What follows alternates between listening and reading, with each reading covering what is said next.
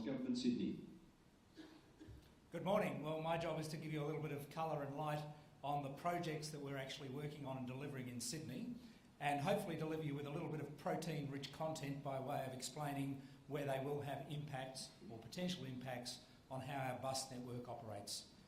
And I want to say it's only part of our role and responsibility because, of course, Transport for New South Wales is responsible for everything in the state in terms of surface-based transport, but within a short period of time, I just want to focus on what's happening in our major metropolitan area.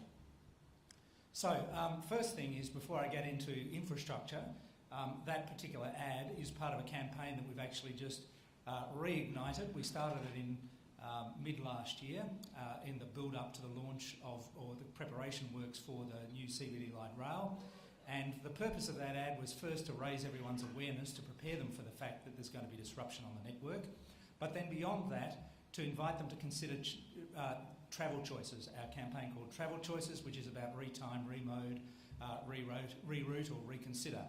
And as a result of that campaign and an associated amount of work done through the CBD Coordination Office, in the last 12 months we've actually achieved, coming into Sydney CBD, a 7% increase in patronage on rail and a 15% increase in patronage on bus.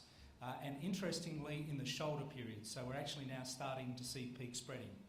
Of course, that was to support the CBD Light Rail, and we move into construction of a whole bundle of other projects now, which is why we've now gone back on air, and we are going very actively with that particular campaign over the course of the next 12 months to again drive consideration of more use of public transport. So one thing you can expect if you're operating buses in the Sydney region is we're going to be actively encouraging more customers to come your way.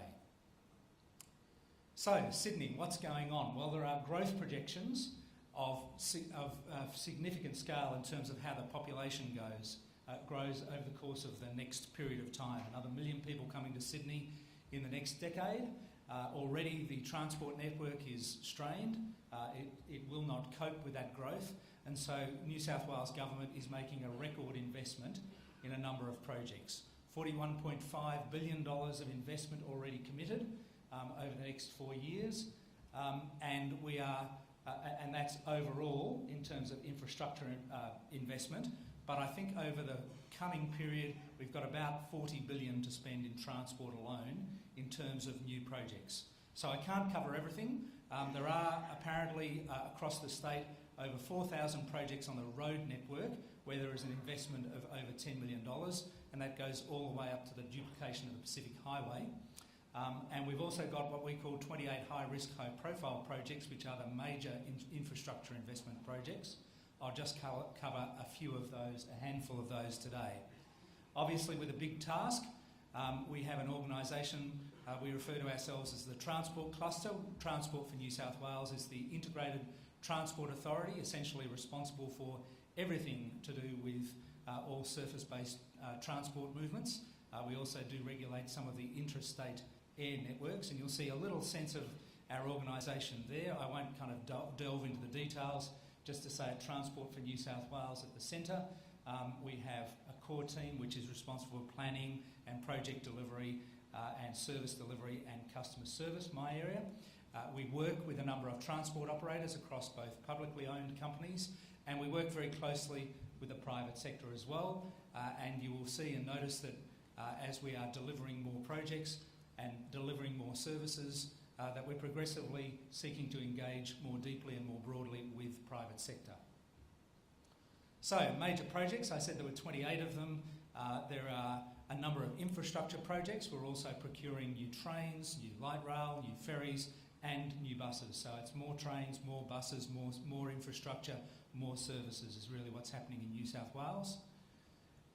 The first one I want to touch on is Australia's first metro, or first, I was going to say driverless, but I think the correct term is fully automated metro. I think Queensland, unfortunately for them, beat us with the first driverless train, but not of the sort that you'd actually want. So first, fully automated metro system. It is now announced and committed. We've got 66 kilometres of the network, but it's actually in a couple of different stages. So the first stage of Sydney Metro is Sydney Metro Northwest. It runs from Cudgegong Road to Chatswood and connects at Chatswood to the heavy rail network. That will be operational by 2019. In terms of what it means for the bus network, is we're actually seeing this as an opportunity to rethink how the bus network is configured and works for the Northwest. The Northwest has been an area that's grown rapidly in terms of its densification, population, big centres growing up there. Public transport never kept with the pace, so there's a lot of buses going into the city along the M2. We'll be rethinking that network over the course of the next 12 months to look at optimal ways to connect and inspired very much by what we wise men in the East are going to be looking west to what has happened in Western Australia, for example, where we think about the connections and the network around the stations on the Northwest Line. So we actually talk about looking at a door-to-door-to-door-to-door experience for our customers. And there's some customer experience design work happening in that field at present. So that could lead us to some opportunities to reconfigure the network to get more end-to-end journeys where there is intermodal transfer. The other thing I didn't announce, it was announced by the Minister last week, never announced something on behalf of a Minister. I talked about yesterday, we've now stated publicly that we're going to an EOI for flexible services, and this is actually an area where there's some prime opportunity for flexible services and also active transport to come into the rail network. So you can expect to see in Sydney some rethinking of the bus network around Metro. In its first stage to Chatswood by 2019, then through to 2024, we're going in-tunnel from Chatswood underneath the harbour through to Barangaroo, a new development area, through the city connecting at Central, through Waterloo to Sydenham, and at Sydenham we actually cut off a piece of the Bankstown line and reconfigure it and connect it to the Metro. So that's converting existing heavy rail corridor into fully automated Metro. The benefit of that for us is that currently the constraint on our network is the City Loop, and the City Loop can take about 120 trains per hour. Post those works, we'll be able to run about 200, almost 200 trains per hour in the peak into Sydney CBD. So it is freeing up significant capacity. Across the Metro network in the southwest, again we'll be looking at how we reconfigure the bus network to better serve and support some of the considerable journey time savings that will happen along that corridor, as well as at the Bankstown end, looking at how we connect with flexible transport options at that end, another area for us to explore. Motorways. So the big motorway projects, and in fact I think the biggest infrastructure project, transport infrastructure project in Australia is WestConnex, $16.8 billion on a piece of motorway, but it's not the only piece. The other part is NorthConnex, and the intent of building these is effectively to complete the missing links. Now you'll see up there, in essence, those of you not familiar with Sydney, from out Parramatta Way up in the, I think that's the pointer, from out Parramatta Way, the M4 is going to be widened.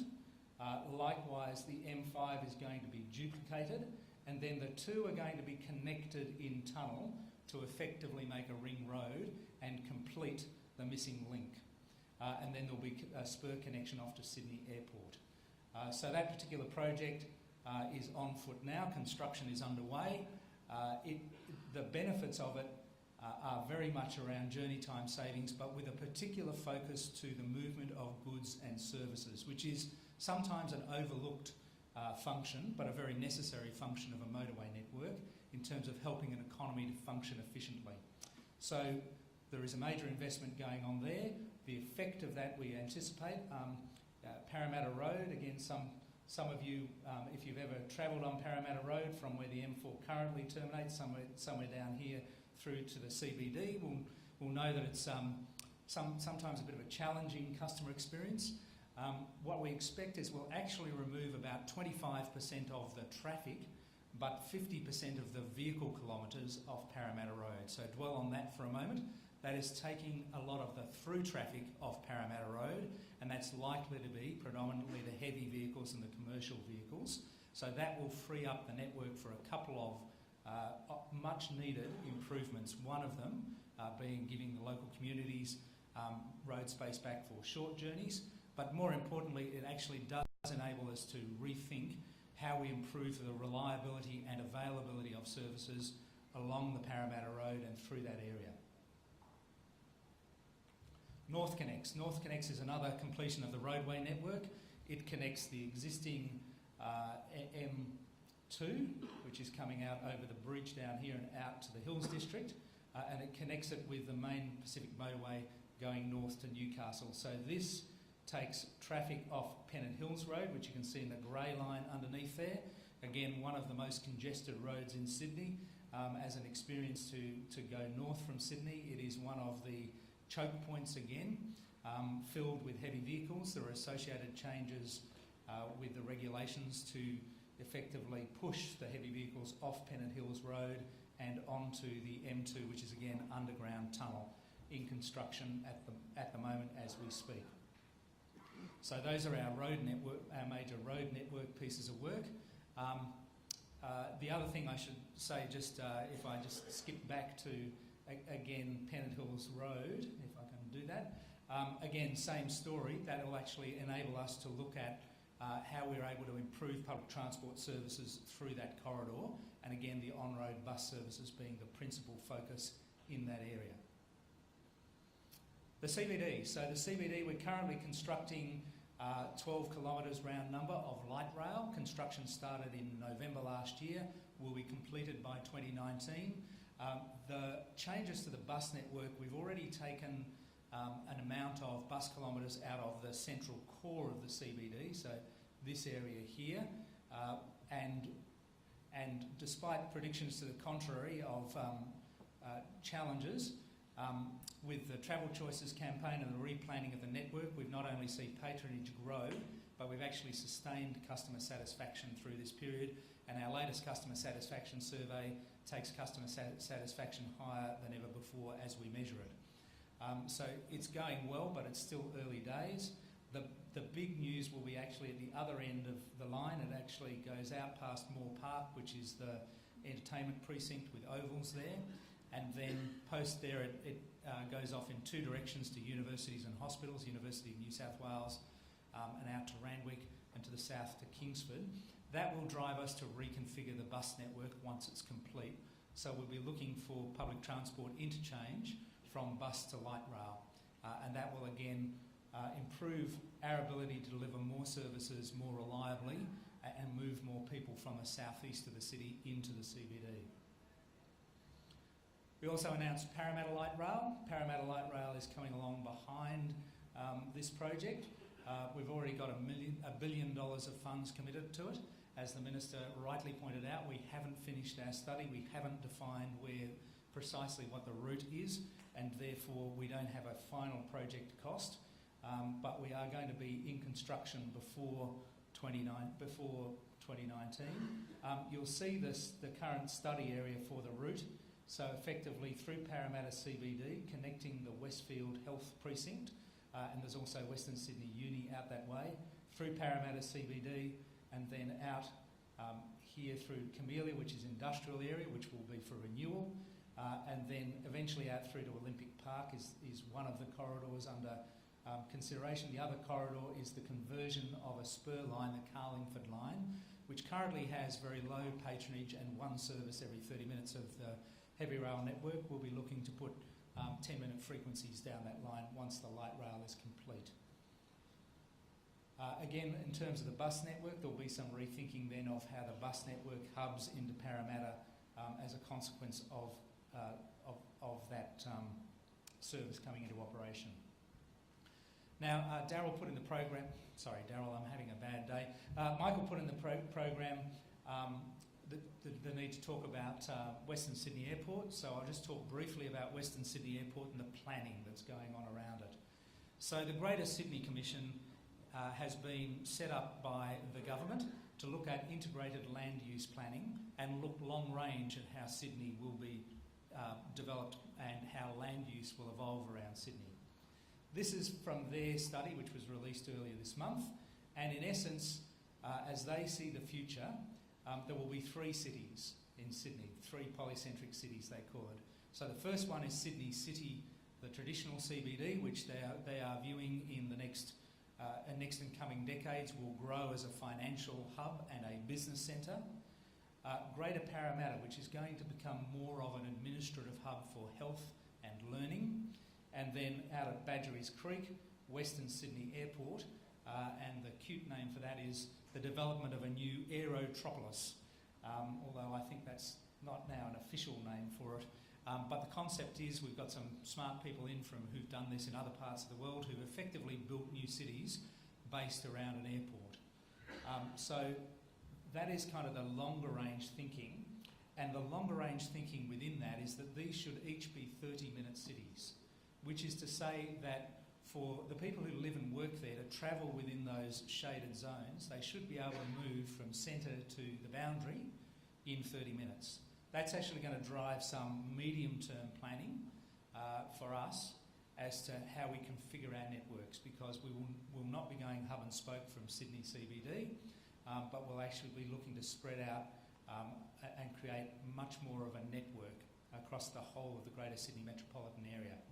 So Greater Sydney Commission is working on refining this plan during 2017. We're going to be working on refining our strategic transport planning framework during that same period. There'll be lots of community consultation. Out of that, I would expect something to emerge which is focused on the bus network, which looks forward as to what the bus network of the future might look like. And clearly we're going to have to consider the impact of the technology roadmap on that, which is why we've put the technology roadmap before we've put the integrated plan out. But the key message and the key take out of this is that we now have an approach in Sydney which is, I'm told, a bit novel for Sydney, which is to be fully integrated in terms of our land use planning and our transport planning, both for Sydney with the Greater Sydney Commission and across the whole state, because Infrastructure New South Wales is also developing a state infrastructure plan, and we're working closely with them in terms of planning transport infrastructure for the future. This is a longer term picture, and again this takes the whole of the network and just looks at some other things that are on the drawing board. Again, the Beaches Link and the South Link, which really do then complete the entire motorway network through Sydney. They're in early study phases at the moment. So again, we're looking possibly a decade out. What does it mean for the bus network and the bus industry? Well, I'm not going to kind of dive into those particular scenarios that I went through yesterday, but clearly there's still going to be a mass transit network. I think you will find that there's more capacity on freeway to be able to run certain sectors of services, and exactly how we configure the network will be a very interesting challenge for us all. But clearly the building of these motorways is there to benefit the economy in terms of enabling the movement of goods and services, but it is also very necessary to enable faster and more efficient public transport. Now, out at Badgerys Creek, or the Western Sydney Airport, there's also kind of a study going on at the moment, which is called the Western Sydney. So there's the airport, there's Sydney CBD. There is a study going on called the Western Sydney Rail Needs Study, jointly done with ourselves and the Commonwealth. And we're looking at all of the different options that we could possibly contemplate for connecting the three city centres of the future. So there's a whole bundle of kind of colourful lines on a map, a whole bundle of smart people that are going aside into rooms at the moment and conducting analysis. This is currently out for community consultation. And again, it's part of what's going to inform the thinking in our strategic transport planning framework as we go forward.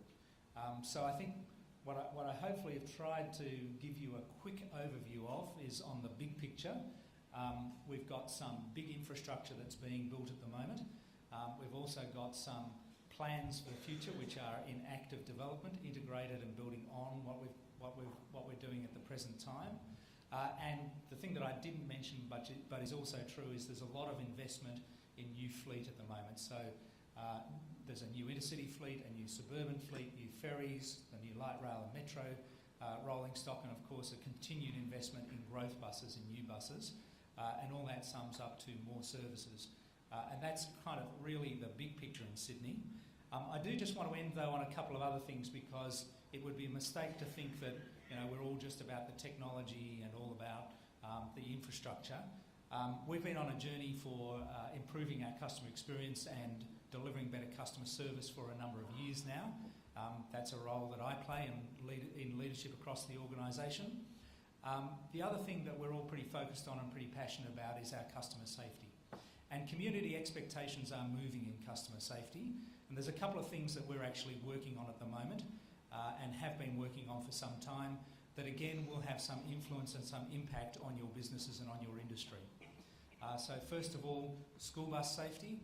School bus safety, there was a study in 2012, a community committee was set up to look at measures to improve school bus safety. There were, I think, 35 recommendations. There was broad consultation. Local representatives of the industry were part of the committee that came to the conclusions and made the recommendations to government as to what government should do to improve school bus safety. Most, but not all of those measures have now been implemented. We're in active conversation about completing that task because there's still more to do in school bus safety. Those of you in the room may well know that there were a couple of tragic fatalities recently in regional New South Wales that again going to bring school bus safety back into back into a sharp focus for us in the near future.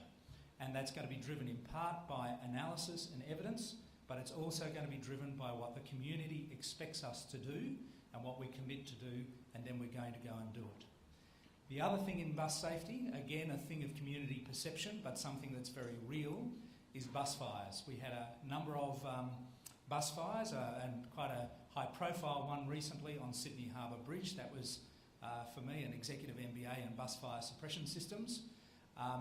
And government has made the commitment, because I'm the customer guy, I'm not the operations guy, I might add, but now I've learned a lot about them. So I think as government we've reached the conclusion there is no single systemic cause that we can point to. So there's not an engineering fix to be had. There's probably a series of improvements and a range of causes. So we have to mitigate the impact. And by mitigating the impact, we install fire suppression systems in the engine bays, not because that mitigates 100% of the impact, but it does go a long way towards it.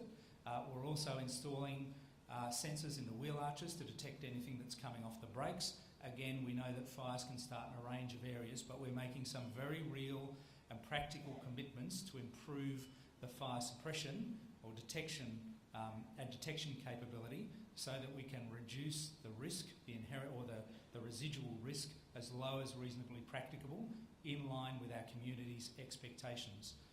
And those will be continued focuses. I think New South Wales Government is quite committed to delivering those. There may be implications nationally. We leave it to other governments, state governments and jurisdictions to determine what's best for them, but we're responding very fulsomely to our own community's expectations. And I might park that there and thank you for your time and attention.